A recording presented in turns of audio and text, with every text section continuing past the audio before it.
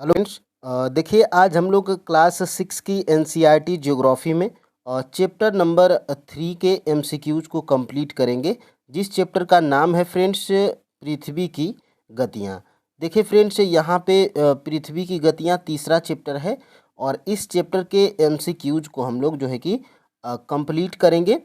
और देखिए फ्रेंड्स, यहाँ से एमसीक्यूज हम लोग कैसे करते हैं, तो ये आपका जो है कि प्रश्न है और एक आपका जो है कि ये प्रश्न है और ये प्रश्न आपके इस चैप्टर में से जहाँ से बनाया गया है उस चीज़ को फ्रेंड्स यहाँ पे हाईलाइट भी कर दिया गया है। ठीक है, देखिए जो है कि आपका जो है कि यहाँ से अगला प्रश्न है और यहाँ से ये जो है कि आपका यहाँ से बनाया गया। ठीक है, तो वीडियो में फ्रेंड्स लास्ट तक बने रहिएगा। और इस चैप्टर से देखिए ये वाला प्रश्न जो है कि इस चैप्टर से पूछा गया था आपके TRE 2.0 PIT में। ठीक है, TRE 2 में पूछा गया था PIT में। देखिए ग्लोब पर 1 डिग्री के अंतराल पर खींची अक्षांश रेखाएं कितनी हैं। ठीक है, तो 1 डिग्री अंतराल पर फ्रेंड्स जो है कि ग्लोब पर 179 रेखाएं जो है कि खींची गई हैं। ठीक है, तो यहाँ पे ऑप्शन नंबर जो है कि ए बिल्कुल राइट आंसर हो जाएगा। और मैं इसको जो है कि एक और प्रूफ आपको जो है कि दिखाने का प्रयास करूँगा। देखिए फ्रेंड्स, ये आपके 69वीं बीपीएससी प्री 2023 में ये प्रश्न आपका पूछा गया था। किसमें? बीपीएससी 69वीं प्री में। ठीक है, यानी कि बिहार पीसीएस के एग्ज़ाम में ये प्रश्न पूछा गया था। और 69वीं बीपीएससी का एग्ज़ाम फ्रेंड्स जो है कि कब हुआ था, तो 30 सितंबर 2023 को हुआ था। 69वीं बीपीएससी प्री का एग्ज़ाम जो है कि 30 सितंबर 2023 को हुआ था। और आपके जो है कि TRE 2.0 का एग्ज़ाम कब हुआ था, तो ये हुआ था फ्रेंड्स दिसंबर में 2023 में। ठीक है, तो ये डायरेक्टली प्रश्न यहीं से जो है कि उठा के पूछ लिया गया था आपके TRE PIT में। ठीक है, तो आइए फ्रेंड्स यहाँ पर जो है कि हम लोग देखिए एक मानक ग्लोब पर एक अंश के अंतराल पर कुल 179 रेखाएं जो है कि हैं। ठीक है, तो यहाँ से ये प्रश्न था और यहाँ से अब हम लोग जो है कि इस चैप्टर के एमसीक्यूज को कंप्लीट कर लेते हैं। फ्रेंड्स देखिए, चैनल पे नए हैं दोस्त तो चैनल को सब्सक्राइब कर लीजिएगा और बेल आइकन की घंटी को भी प्रेस कर लीजिएगा, ताकि फ्रेंड्स अगली क्लास आप जो है कि मिस न कर सकें। और देखिए यहाँ से पहला प्रश्न हमारा क्या है, पृथ्वी की सूर्य के चारों ओर की गति को कहा जाता है। यानी कि पृथ्वी की सूर्य के चारों ओर की गति को कहा जाता है। तो देखिए फ्रेंड्स, ये कहा जाता है आपका परिक्रमण। ऑप्शन नंबर फ्रेंड्स यहाँ से जो है कि बी बिल्कुल राइट आंसर हो जाएगा। और यहाँ से फ्रेंड्स देखिए यहाँ से ये आपके जो है कि NCERT इसी चैप्टर में यहाँ पर दिया गया। देखिए पृथ्वी का अपने अक्ष पर घूमना क्या कहलाता है, तो देखिए पृथ्वी का अपने अक्ष पर जो है कि घूमना ये जो है कि घूर्णन कहलाता है। ऑप्शन नंबर यहाँ से जो है कि ए बिल्कुल राइट आंसर हो जाएगा। देखिए फ्रेंड्स, मैं चारों ऑप्शन इसलिए नहीं पढ़ता हूँ कि फालतू में जो है कि आपकी छोटी क्लास बड़ी हो जाती है। ठीक है, जो क्लास आपको जो है कि 20 या 25 मिनट में मिल जाती है वो जो है कि 45 या 1 घंटे की हो जाती है और प्रश्न जो है कि उतने ही होते हैं। ठीक है, और यहाँ से देखिएगा, यहाँ से देखिए पृथ्वी की सबसे पहले गति कितने प्रकार की होती है, तो पृथ्वी की गति जो है कि 2 प्रकार की होती है। एक होता है घूर्णन और एक होता है परिक्रमण। ठीक है, और देखिए पृथ्वी का अपने अक्ष पर घूमना क्या कहलाता है, तो पृथ्वी को अपने अक्ष पर घूमना घूर्णन कहलाता है। और देखिए सूर्य के चारों ओर एक स्थिर कक्ष में पृथ्वी की गति को क्या कहते हैं, परिक्रमण कहते हैं। मैं थोड़ा सा अगर आपको इसको जूम करके दिखाने का अगर प्रयास करूं, तो देखिए फ्रेंड्स पृथ्वी की गतियां 2 प्रकार की होती हैं, घूर्णन और परिक्रमण। सबसे पहले पृथ्वी का अक्ष पर घूमना क्या कहलाता है, घूर्णन कहलाता है। और सूर्य के चारों ओर एक स्थिर कक्ष में पृथ्वी की गति को क्या कहते हैं, परिक्रमण कहते हैं। और देखिए यहाँ से पृथ्वी का अक्ष एक काल्पनिक रेखा है जो इसके अक्षीय सतह से 66.5 का जो है कि कोण बनाती है। तो ये महत्वपूर्ण है फ्रेंड्स, यहाँ से आपके एग्जाम में प्रश्न बन सकता है। अब हम लोग फ्रेंड्स आगे बढ़ते हैं। यहाँ से देखिएगा, पृथ्वी की मुख्य रूप से 2 गतियाँ होती हैं, घूर्णन परिक्रमण। घूर्णन वह प्रक्रिया है जब पृथ्वी अपनी धुरी पर घूमती है, जबकि परिक्रमण वह प्रक्रिया है जब पृथ्वी सूर्य के चारों ओर एक निश्चित पथ या कक्षा में चक्कर लगाती है। अब देखिए घूर्णन के बारे में एक जो है कि थोड़ा सा यहाँ पे मैं जानकारी देना चाहूँगा। घूर्णन में जो है कि देखिए पृथ्वी को अपनी धुरी पर एक चक्कर पूरा करने में जो है कि 24 घंटे लगते हैं, ठीक है। और देखिए परिणाम इसका क्या निकलता है, तो पृथ्वी के घूर्णन के कारण जो है कि दिन एवं रात होती है। तो ये जानकारी आपको होना चाहिए। और यहाँ से परिक्रमण, देखिए फ्रेंड्स यहाँ पे पृथ्वी का सूर्य के चारों ओर एक दीर्घ वृत्ताकार पथ या कक्षा में चक्कर लगाना, ये परिक्रमण कहलाता है। और यहाँ से देखिए पृथ्वी को सूर्य के चारों ओर एक चक्कर पूरा करने में कितने दिन लगते हैं, तो 365 दिन लगते हैं, ठीक है। देखिए 365 दिन जो है कि 365 दिन और जो है कि 6 घंटा लगता है। लेकिन फ्रेंड्स जो है कि आपके 365 दिन ही जो है कि उचित रहता है, ये मान लिया जाता है, ठीक है। अगर ऑप्शन में 365 और दिन और 6 घंटा हो तो आप जो है कि 365 ट्रिक नहीं करिएगा, ठीक है। और यहाँ से देखिए पृथ्वी के परिक्रमण के कारण जो है कि ऋतुएं बदलती हैं। तो घूर्णन के कारण दिन और रात होता है और परिक्रमण के कारण क्या होता है, ऋतुएं बदलती हैं। तो ये महत्वपूर्ण है फ्रेंड्स। यहाँ से जो है कि आशा है कि आपको जो है कि कॉन्सेप्ट क्लियर हुआ होगा, ठीक है। देखिए क्वेश्चन नंबर जो है कि 3 क्या है, देखिए पृथ्वी अपने अक्ष पर एक चक्कर कब जो है कि पूरा करती है। तो देखिए फ्रेंड्स पृथ्वी अपने जो है कि अक्ष पर, देखिए घूर्णन अभी मैं बताया था कि 24 घंटे में जो है कि पूरा करती है। पृथ्वी अपने अक्ष पर एक चक्कर 24 घंटे में पूरा करती है।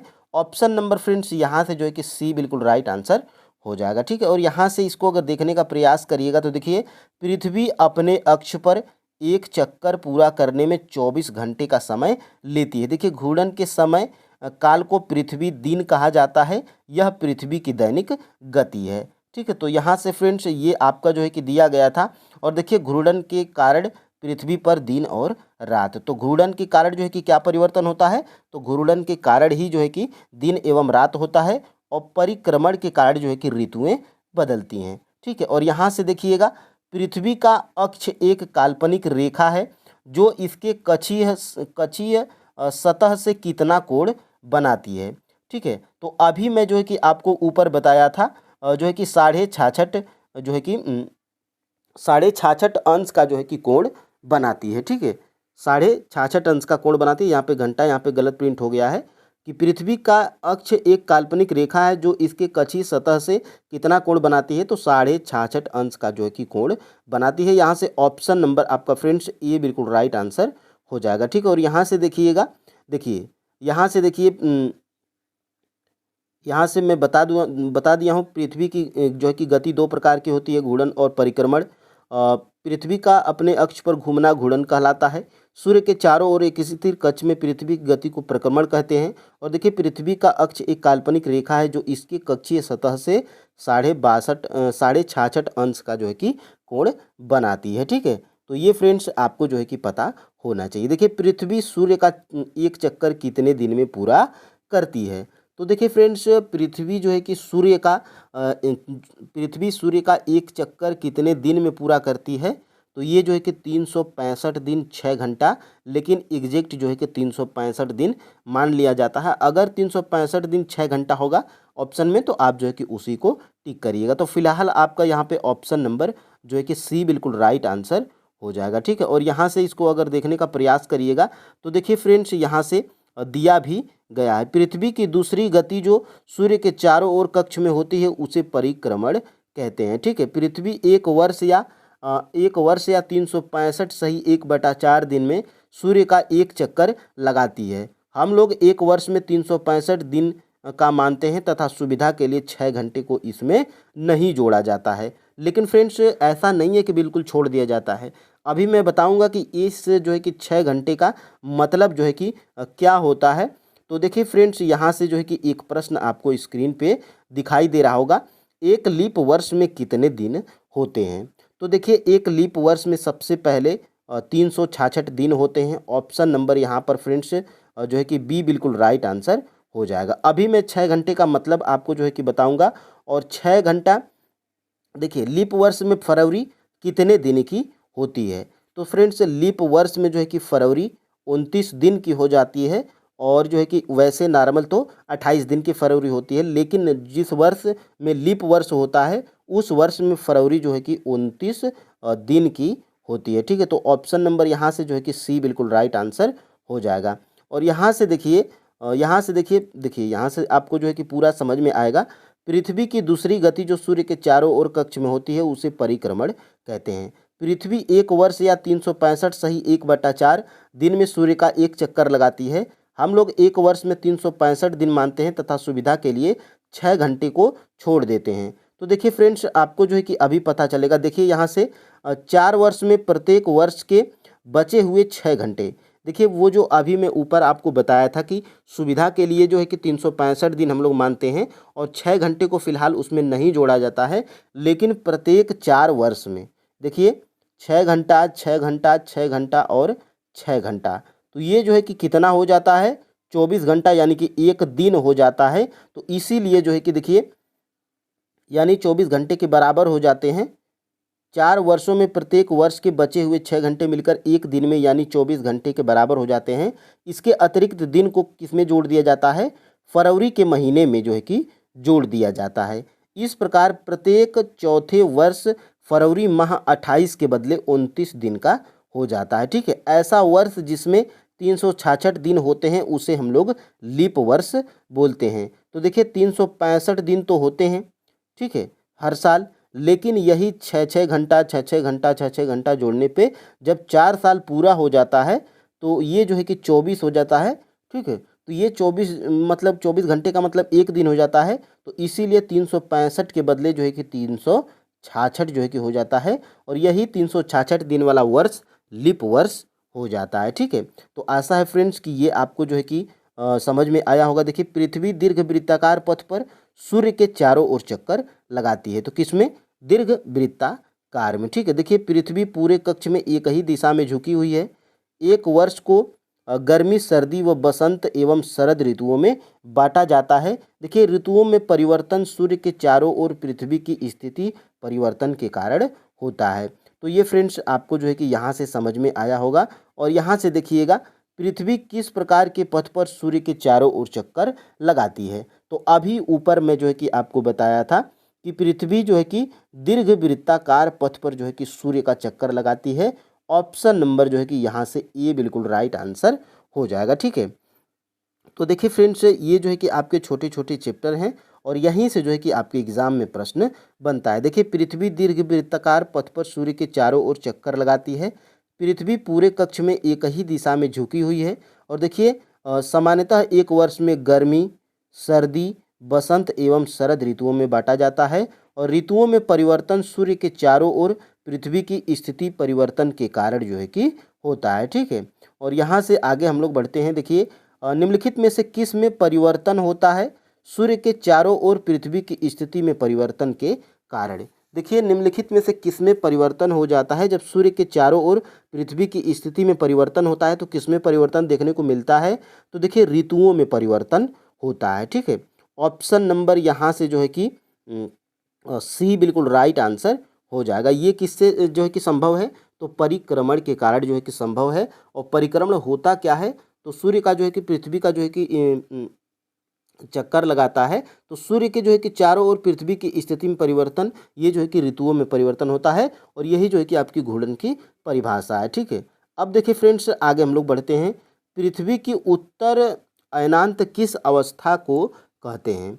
देखिए पृथ्वी की उत्तर अयनांत किस अवस्था को हम लोग कहते हैं, ये जो है कि प्रश्न पूछा जा रहा है। तो सबसे पहले आपको जो है कि आंसर जो है कि यहाँ पे बता देते हैं। ऑप्शन नंबर यहाँ से जो है कि बी बिल्कुल राइट आंसर है।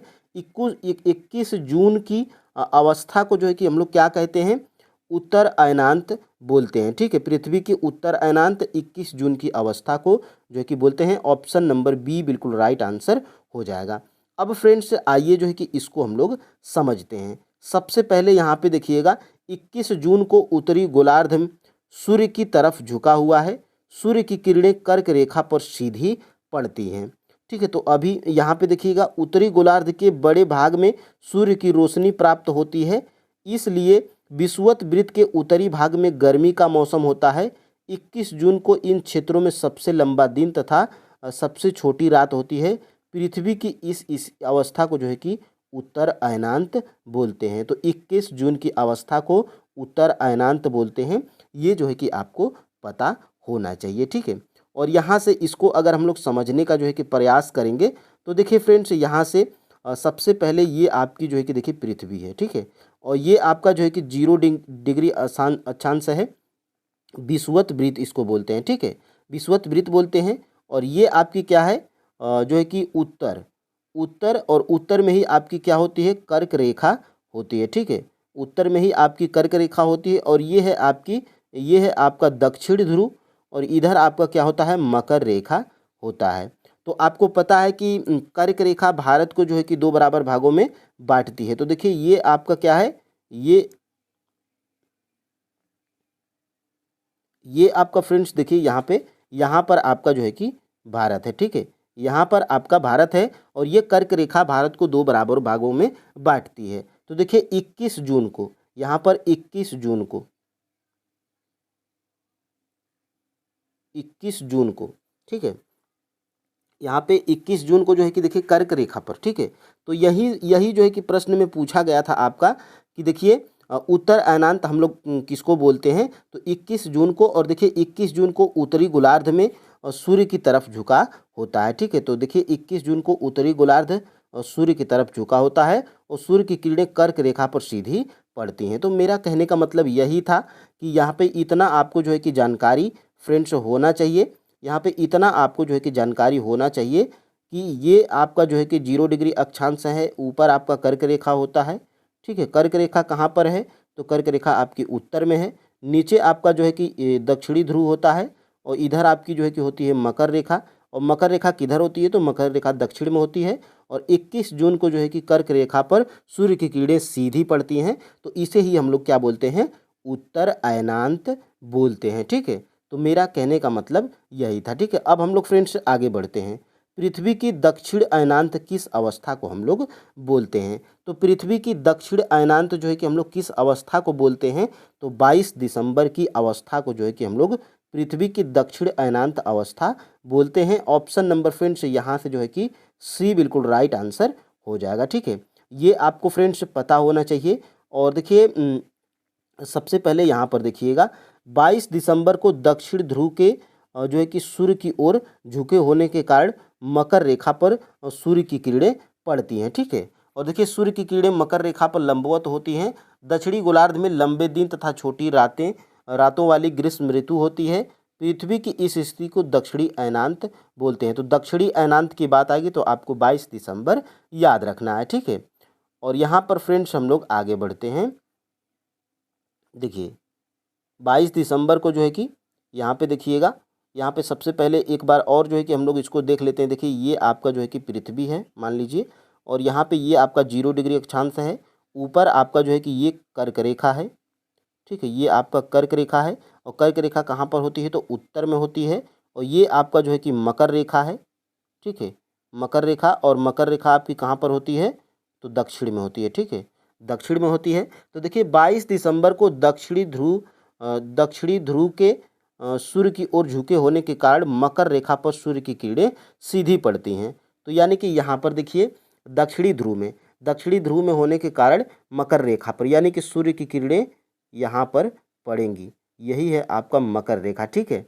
तो देखिए इसी को क्या बोलते हैं, तो दक्षिणी अयनांत बोलते हैं। और ये इधर आपको जो है कि ऊपर दिख रहा होगा 22 दिसंबर को जो है कि दक्षिणी ध्रुव के सूर्य की ओर झुके होने के कारण मकर रेखा पर सूर्य की किरणें सीधी पड़ती हैं।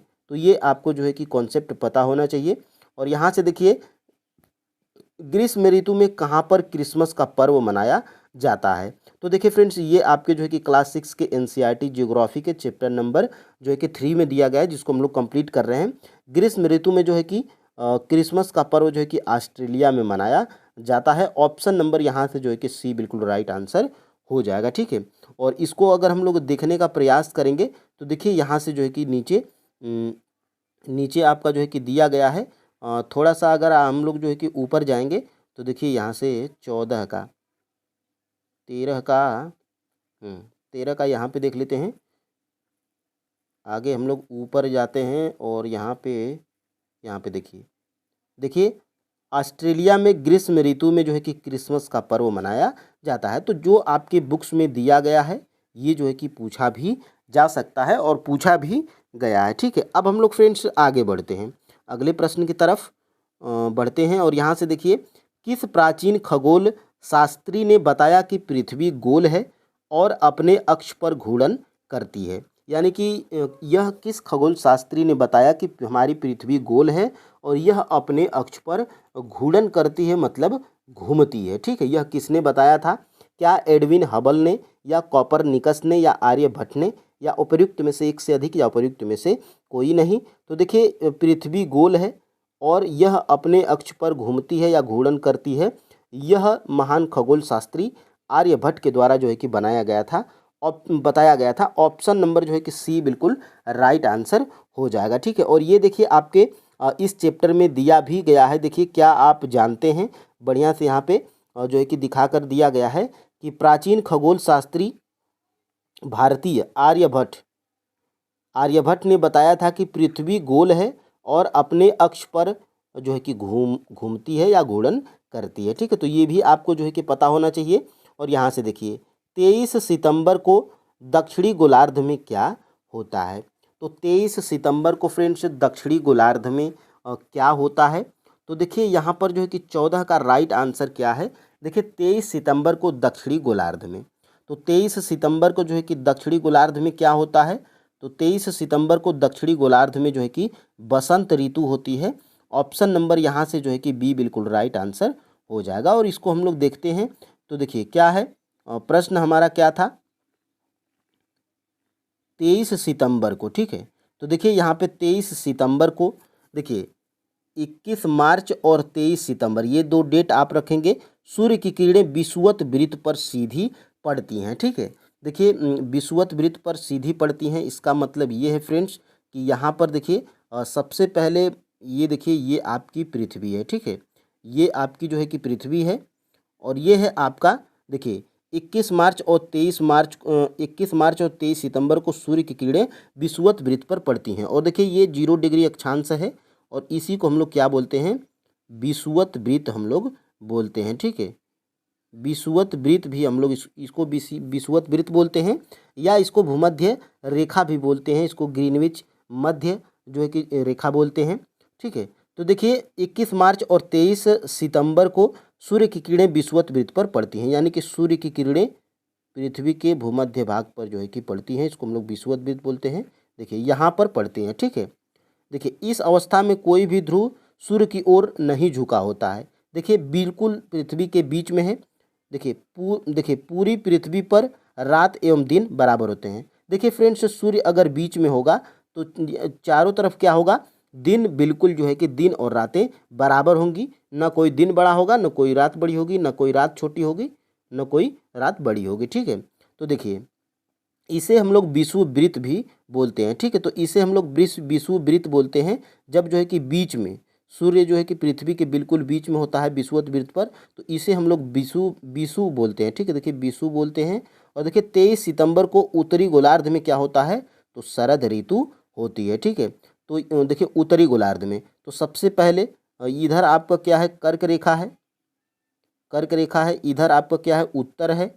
ठीक है, इधर आपका जो है कि मकर रेखा है, मकर रेखा है। और इधर क्या है आपका?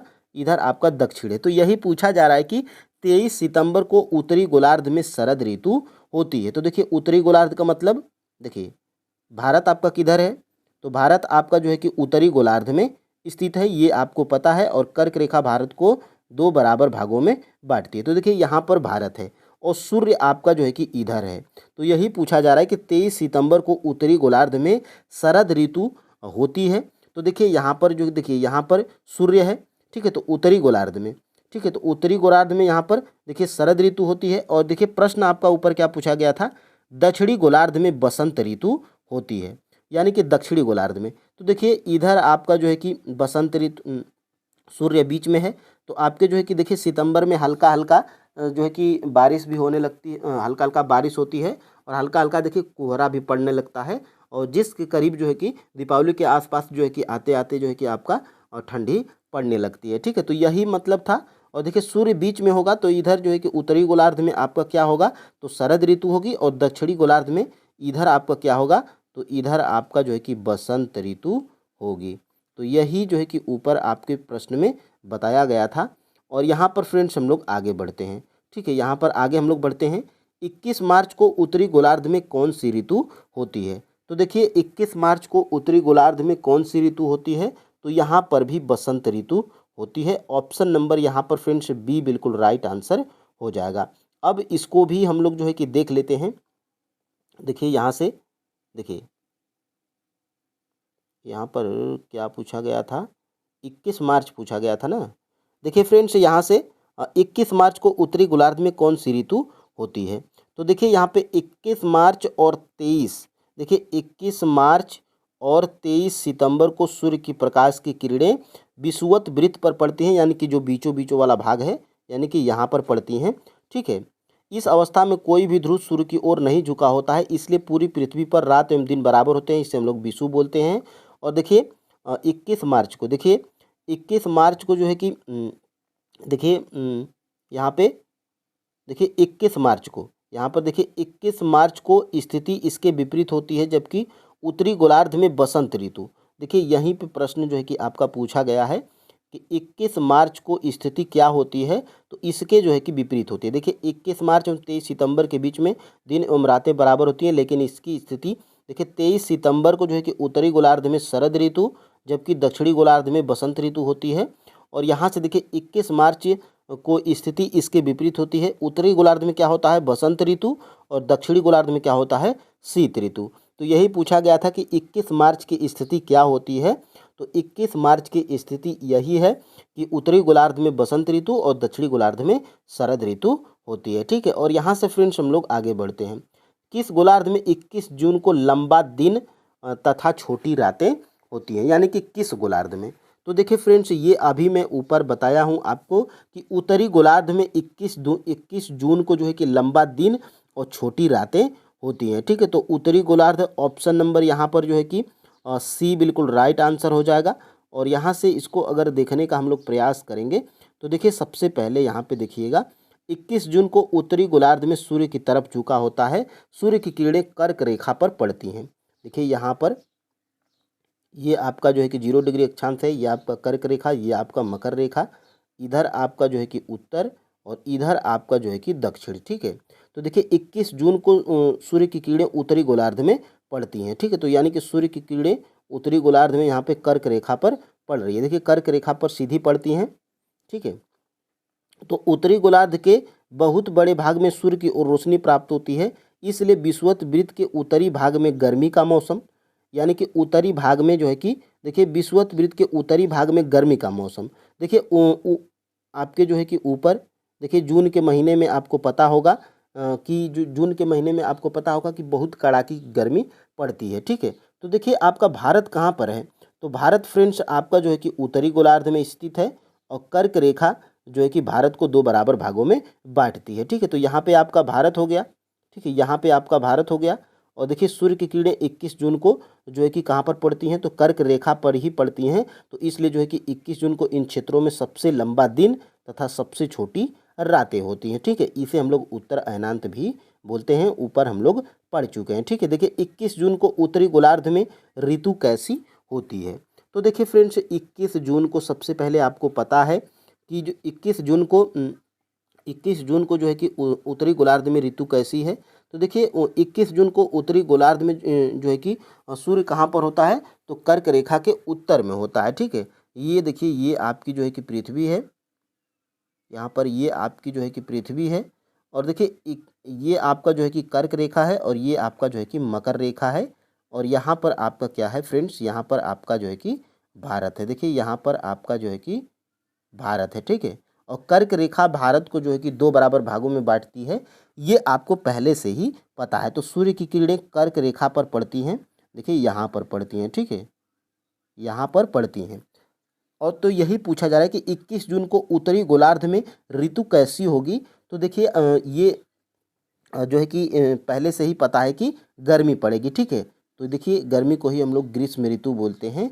ऑप्शन नंबर जो है कि ए बिल्कुल राइट आंसर हो जाएगा। ठीक है, और देखिए उत्तरी गोलार्ध में सबसे पहले आपको पता होगा कि उत्तरी गोलार्ध में आपका भारत उत्तरी गोलार्ध में है, और 21 जून को उत्तरी गोलार्ध में जो है कि सूर्य कर्क रेखा पर सीधा पड़ता है, तो ऑटोमेटिक जो है कि आप इसमें ग्रीष्म ऋतु ट्रिक कर लेंगे। ठीक है, अगर आपको पता ही नहीं है कि भारत किस गोलार्ध में है और उत्तरी गोलार्ध किधर है, दक्षिणी गोलार्ध किधर है, तो आप जो है कि फ्रेंड्स प्रश्न को, आसान प्रश्न को गलत कर देंगे। देखिए ये आपका जो है कि उत्तरी गोलार्ध है, और इधर आपका क्या होता है, दक्षिणी गोलार्ध होता है, और ये आपकी क्या है, मकर रेखा है। ठीक है, ये आपका जो है कि मकर रेखा है, और ये आपका जो है कि कर्क रेखा है। और ये भी आपको पता है कि कर्क रेखा यही वाली भारत को दो बराबर भागों में बांटती है। और ये आपका 0 डिग्री अक्षांश है, जिसको हम लोग क्या बोलते हैं, जिसको हम लोग भूमध्य रेखा भी बोलते हैं। ठीक है, और विषुवत वृत्त भी बोलते हैं। ठीक है, तो ये फ्रेंड्स जानकारी आपको होना जरूरी है। ठीक है, अब देखिए यहाँ से 21 जून को दक्षिणी गोलार्ध में ऋतु कैसी होती है। तो देखिए फ्रेंड्स 21 जून को दक्षिणी गोलार्ध में ऋतु कैसी होगी, तो शीत ऋतु होगी। अभी फ्रेंड्स, अभी मैं आपको ऊपर बताया था, देखिए हर बार इसलिए बता रहा हूँ ताकि कॉन्सेप्ट आपके जो है कि क्लियर हो जाए। ये आपका जो है कि 0 डिग्री अक्षांश है, विषुवत वृत्त, ये आपका जो है कि कर्क रेखा है, ये आपका कर्क रेखा है, और कर्क रेखा भारत को जो है कि दो बराबर भागों में बांटती है, और सूर्य जो है कि 21 जून को उत्तरी गोलार्ध में कर्क रेखा पर ही पड़ता है। ठीक है, और इधर आपका क्या है, मकर रेखा, इधर आपका जो है कि मकर रेखा है, और ये आपका उत्तरी गोलार्ध है, और ये आपका जो है कि दक्षिणी गोलार्ध है। तो प्रश्न यहाँ पे पूछा क्या जा रहा है कि 21 जून को दक्षिणी गोलार्ध में ऋतु कैसी होती है। तो देखिए 21 जून को ये आपको पता है कि 21 जून को सूर्य जो है कि कर्क रेखा पर सीधे पड़ता है। देखिए सूर्य यहाँ पर है फ्रेंड्स, और ये जो है कि पृथ्वी का भूमध्य भाग है। तो इधर देखिए, इधर आपकी गर्मी पड़ रही है, इधर उत्तरी गोलार्ध में आपकी 21 जून को गर्मी पड़ रही है।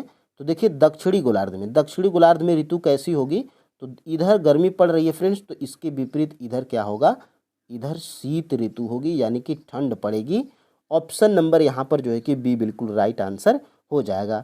तो देखिए फ्रेंड्स आगे हम लोग बढ़ते हैं। 29 दिनों का फरवरी माह होता है, यानी कि 29 दिनों का फरवरी माह कब होता है। तो ये बेसिक प्रश्न है फ्रेंड्स, हर चौथे वर्ष में जो है कि फरवरी 29 की होती है। और ये भी आपको जो है कि देखिए पता होगा, पहले से ही बताने की कोई ज़रूरत नहीं है। देखिए जो वर्ष को 4 से भाग देने पे पूर्ण रूप से विभाजित हो जाएगा, वो आपका जो है कि लीप वर्ष होगा। ठीक है, तो देखिए 2020 को हम लोग देख लेते हैं। तो देखिए ये जो है कि आपका कट जाएगा। ठीक है, पूर्ण रूप से कट जाएगा, कोई शेषफल नहीं बचेगा 2020। तो ये आपका क्या है, 2020 लीप वर्ष है। और उसी प्रकार देखिए 2021 की बात करेंगे, तो 2021 में देखिए एक आपका इधर शेष बच जाएगा, यानी कि 2021 4 से विभाजित नहीं होगा।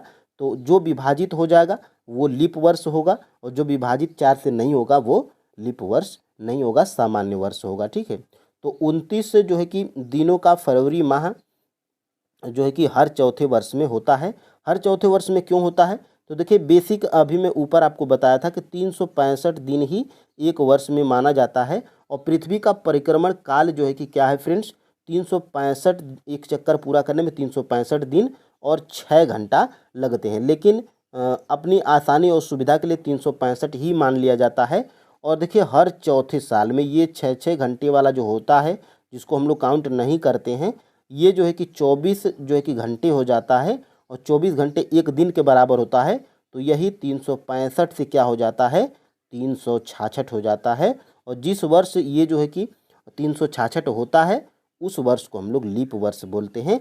और ये जो है कि ये 24 घंटा जो एडवांस होता है जिस वर्ष में, ये फरवरी के महीने में जोड़ा जाता है, और वही फरवरी महीना जो है कि 29 का हो जाता है, जिस वर्ष लीप वर्ष होता है। ठीक है, तो यहाँ से हर चौथे वर्ष में जो है कि 29 दिनों का फरवरी माह हो जाता है।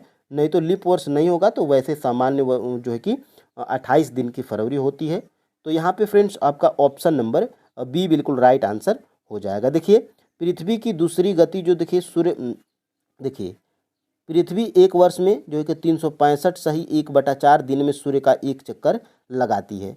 हम लोग 365 दिन को जो है कि मानते हैं, और 1/4 का मतलब फ्रेंड्स 1/4 का मतलब देखिए 24 में हम लोग 1/4 जब करिएगा तो यहाँ पे देखिए 6 घंटा बचेगा। यानी कि देखिए पृथ्वी एक वर्ष या 365 दिन 6 घंटा में सूर्य का चक्कर लगाती है। ठीक है, तो यही जो है कि यही जो 6 घंटा देखिए देखिए 365 दिन का मानते हैं तथा सुविधा के लिए 6 घंटे को इसमें नहीं जोड़ा जाता है। और यही 6-6 घंटा मिलकर 4 साल में क्या हो जाता है, हर 4 साल में यह 24 घंटे का हो जाता है। और यही 365 क्या हो जाता है, 366 हो जाता है। तो उस वर्ष को हम लोग लीप वर्ष बोल देते हैं। ठीक है, अब देखिए यहाँ से आपको पता है 4 वर्षों में प्रत्येक वर्ष के बचे हुए 6 घंटे मिलकर एक दिन यानी 24 घंटे के बराबर हो जाता है। इसके अतिरिक्त दिन को फरवरी महीने में जोड़ दिया जाता है। इस प्रकार प्रत्येक चौथे वर्ष माह में 28 दिन के बदले 29 दिन का होता है कौन, फरवरी महीना। ठीक है, ऐसा वर्ष 366 दिन के होते हैं, उसे लीप वर्ष हम लोग बोलते हैं। यानी कि लीप वर्ष में 366 दिन होते हैं और सामान्य वर्ष में 365 दिन होते हैं। ये आपको जानकारी होनी चाहिए। और पृथ्वी दीर्घ वृत्ताकार पथ पर सूर्य के चारों ओर चक्कर लगाती है। ये दीर्घ वृत्ताकार आप जो है कि याद रखिएगा। ठीक है, तो यहाँ से फ्रेंड्स आगे हम लोग बढ़ते हैं। देखिए 21 मार्च और 23 सितंबर को पूरी पृथ्वी पर दिन और रातें बराबर होती हैं। इस स्थिति को हम लोग जो है कि क्या बोलते हैं, तो देखिए इस स्थिति को फ्रेंड्स हम लोग जो है कि विषुव बोलते हैं। ठीक है, देखिए इसको विषुव बोलते हैं। ऑप्शन नंबर यहाँ से जो है कि सी बिल्कुल राइट आंसर हो जाएगा। अभी मैं आपको जो है कि ऊपर बताया था, देखिए 21 मार्च एवं 23 सितंबर को सूर्य की किरणें विषुवत वृत्त पर पड़ती हैं। देखिए फिर से वही कहानी है। यहाँ पर देखिए ये आपकी जो है कि पृथ्वी है और ये है आपका 0 डिग्री अक्षांश, जिसे हम लोग क्या बोलते हैं, विषुवत वृत्त हम लोग बोलते हैं या विषुवत रेखा भी बोलते हैं, जो पृथ्वी को 2 बराबर भागों में बांटती है। ऊपर आपका क्या है, कर्क रेखा है और नीचे आपका क्या है, मकर रेखा है। ठीक है, मकर रेखा है और उधर ऊपर आपका उत्तर है और नीचे आपका जो है कि दक्षिणी गोलार्ध है, ऊपर आपका उत्तरी गोलार्ध है। तो देखिए 21 मार्च और 23 सितंबर को सूर्य की किरणें विषुवत वृत्त पर सीधी पड़ती हैं। यानी कि ये जो बीच वाला भाग है, ये जो विषुवत वृत्त है ये वाला, यानी कि सूर्य की किरणें यहाँ पर पड़ेंगी बिल्कुल मध्य वाले लाइन में। ठीक है, ये यहाँ पर। ठीक है, तो इसे देखिए इसलिए पूरी पृथ्वी पर रात एवं दिन बराबर होते हैं। इस स्थिति को हम लोग क्या बोलते हैं, विषुव बोलते हैं। और यही जो है कि प्रश्न में जो है कि पूछा भी गया था। ऊपर आप जो है कि देख पा रहे होंगे, देखिए 21 मार्च और 23 सितंबर को पूरी पृथ्वी पर दिन एवं रात बराबर होती है। देखिए फ्रेंड्स, दिन एवं रातें क्यों बराबर होती हैं, बेसिक कॉन्सेप्ट है यहाँ पर। देखिए जब सूर्य आपका ये विषुवत वृत्त है मध्य भाग में, और जब सूर्य यहाँ पर पड़ेगा तो देखिए 21 मार्च और 23 सितंबर, ये बीच में 21 मार्च और 23 सितंबर आप याद रखिएगा। इस स्थिति को क्या कहते हैं, तो इसी स्थिति को हम लोग विषुव बोलते हैं। पूरे पृथ्वी पर जो है कि दिन एवं रातें बराबर होती हैं। बिल्कुल बीच में सूर्य होगा तो दिन और रातें हर जगह बराबर होंगी। ये बेसिक कॉन्सेप्ट है। ठीक है, यहाँ से देखिएगा आगे हम लोग बढ़ते हैं। 21 जून को सूर्य की किरणें कहाँ पर सीधी पड़ती हैं, तो देखिए फ्रेंड्स 21 जून को सूर्य की किरणें मैं ऊपर ही बता दिया हूँ। यहाँ पर ये आपका जो है कि 0 डिग्री अक्षांश है, ये आपका ऊपर जो है कि कर्क रेखा है और नीचे आपका जो है कि मकर रेखा है। ठीक है, और 21 जून को जो है कि सूर्य की किरणें कर्क रेखा पर पड़ती हैं, बिल्कुल यहाँ पर। ठीक है, और ये जो है कि आपका भारत है और आपको पता है कि कर्क रेखा भारत को 2 बराबर भागों में बांटती है। तो देखिए 21 जून को सूर्य की किरणें कहाँ पर सीधी पड़ती हैं, तो 21 जून को सूर्य की किरणें जो है कि कर्क रेखा पर सीधी पड़ती हैं। ऑप्शन नंबर यहाँ से जो है कि बी बिल्कुल राइट आंसर हो जाएगा। अब हम लोग फ्रेंड्स आगे बढ़ते हैं। यहाँ से देखिए 22 दिसंबर को सूर्य की किरणें कहाँ पर सीधी पड़ती हैं, तो 22 दिसंबर को जो है कि सूर्य की किरणें जो है कि ये पड़ती हैं आपकी फ्रेंड्स मकर रेखा पर। ऑप्शन नंबर यहाँ से जो है कि ये बिल्कुल राइट आंसर हो जाएगा। ठीक है, तो 22 दिसंबर को सूर्य की किरणें मकर रेखा पर पड़ती हैं। और यहाँ से देखिएगा 21 मार्च और 23 सितंबर को 21 मार्च और 23 सितंबर को सूर्य की किरणें कहाँ पर सीधी पड़ती हैं? तो ये पड़ती हैं विषुवत वृत्त पर। यानी कि ये आपकी जो है कि पृथ्वी है, ठीक है, ये आपकी पृथ्वी है और 0 डिग्री अक्षांश पर सूर्य जो है कि 21 मार्च और 23 सितंबर को सूर्य यहाँ पड़ेगा, ठीक है, बिल्कुल बीचों बीच। और 21 जून को कहाँ पर पड़ेगा? तो 21 जून को कर्क रेखा पर पड़ेगा। इसको हम लोग एक बार आपको जो है कि स्क्रीनशॉट यहाँ पे ले लीजिएगा बढ़िया तरीके से, ठीक है। देखिए ये आपकी जो है कि पृथ्वी है, ये आपकी फ्रेंड्स पृथ्वी है और ये आपका जो है कि 0 डिग्री अक्षांश है, इसे हम लोग विषुवत वृत्त बोलते हैं, ठीक है, विषुवत वृत्त बोलते हैं। ये आपकी कर्क रेखा है और ये नीचे आपकी क्या है? मकर रेखा है, ठीक है, मकर रेखा है। और मकर रेखा कहाँ पर होती है? तो दक्षिण में होती है। कर्क रेखा आपकी जो है कि उत्तर में होती है, ठीक है। तो देखिए अगर पूछा क्या जाए यहाँ पे, देखिए 21 जून को सूर्य की किरणें कर्क रेखा पर सीधी पड़ती हैं, 21 जून को, ठीक है। और मकर रेखा पर सूर्य की किरणें देखिए यहाँ पर ये 21 मार्च और 23 सितंबर, ये याद रखिएगा। और इधर मकर रेखा कब पड़ती हैं? तो 22 दिसंबर को, ठीक है। यहाँ पे यही बताने का मतलब था कि 21 जून को उत्तरी गोलार्ध में सूर्य की किरणें कर्क रेखा की ओर झुकी होती हैं और देखिए 22 दिसंबर को सूर्य की किरणें मकर रेखा पर, ठीक है। तो 21 जून, 22 दिसंबर और यहाँ पे जो है कि देखिए 21 मार्च और 23 सितंबर को सूर्य की किरणें विषुवत वृत्त पर पड़ती हैं। तो 21 मार्च 23 सितंबर, 21 मार्च 23 सितंबर आप यहाँ पे देखिए, ये आपका जो है कि सूर्य है, पृथ्वी है और ये 0 डिग्री अक्षांश है। ऊपर आपका जो है कि कर्क रेखा है और इधर आपका जो है कि मकर रेखा है, ठीक है। तो 21 जून को सूर्य की किरणें कर्क रेखा पर पड़ती हैं, 21 जून को, ठीक है। और 22 दिसंबर को सूर्य की किरणें कहाँ पर पड़ती हैं? सूर्य की किरणें मकर रेखा पर पड़ती हैं, ये आपकी मकर रेखा हो गई, ठीक है। और 21 मार्च और 23 सितंबर, यहाँ पे थोड़ा सा मैं कलर को चेंज करूँगा ताकि आपको जो है कि देखने में अच्छा लगे। यहाँ पे देखिएगा 21 मार्च और 23 सितंबर,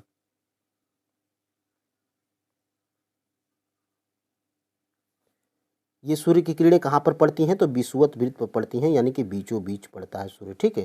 तो ये आप स्क्रीनशॉट ले लिए, या तो आपको याद हो गया होगा। और यहाँ से देखिए पृथ्वी के किस गति के कारण दिन और रात होता है? तो देखिए फ्रेंड्स, पृथ्वी के जो है कि घूर्णन गति के कारण जो है कि दिन और रात होता है। आपको जो है कि ऊपर ही पहले ही बता दिया गया है कि घूर्णन गति के कारण, पृथ्वी के घूर्णन गति के कारण जो है कि दिन एवं रात होता है। ऑप्शन नंबर यहाँ से जो है कि ए बिल्कुल राइट आंसर हो जाएगा, ठीक है। और यहाँ से देखिएगा आगे, पृथ्वी के किस गति के कारण ऋतुओं में परिवर्तन होता है? तो देखिए पृथ्वी के परिक्रमण के कारण जो है कि ऋतुओं में परिवर्तन होता है। ऑप्शन नंबर यहाँ से जो है कि बी बिल्कुल राइट आंसर हो जाएगा, ठीक है। और यहाँ से देखिएगा निम्नलिखित में से किस पर 6 महीने का दिन और 6 महीने की रातें होती हैं? तो ये होती हैं फ्रेंड्स ध्रुवों पर। सबसे पहले ये आपकी पृथ्वी हो गई, ठीक है, यहाँ पर देखिएगा। और ये जो है कि आपका 0 डिग्री अक्षांश विषुवत वृत्त, ये आपका जो है कि कर्क रेखा होता है और ये आपका क्या होता है? मकर रेखा होता है, ठीक है। और इधर आपका जो है कि देखिए नहीं, इधर आपका जो है कि दक्षिणी ध्रुव होता है, इधर आपका जो है कि दक्षिणी ध्रुव होता है और इधर आपका उत्तरी ध्रुव होता है।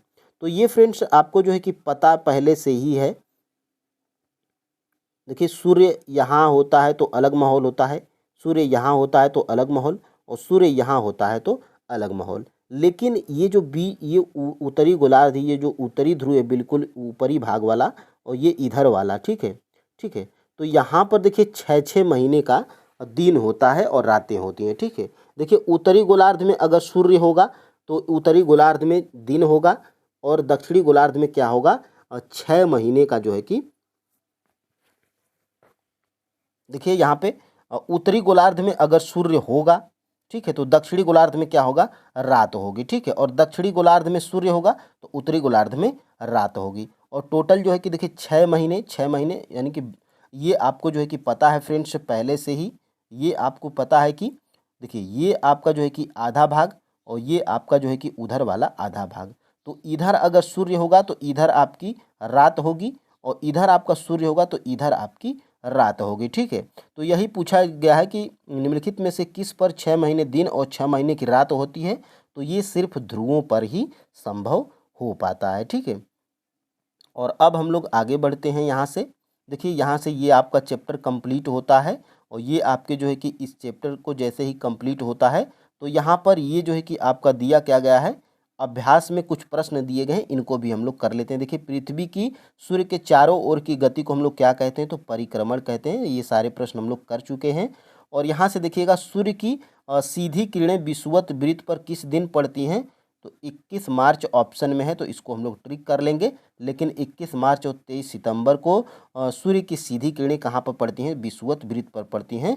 यानी कि ये जो बीच वाला भाग होता है 0 डिग्री अक्षांश विषुवत वृत्त, तो 21 मार्च और 23 सितंबर को जो है कि सूर्य की किरणें सीधी पड़ती हैं, ठीक है। और यहाँ से देखिएगा गर्मी में क्रिसमस का पर्व कहाँ पर मनाया जाता है, तो ये भी हम लोग कर चुके हैं, ऑस्ट्रेलिया में मनाया जाता है।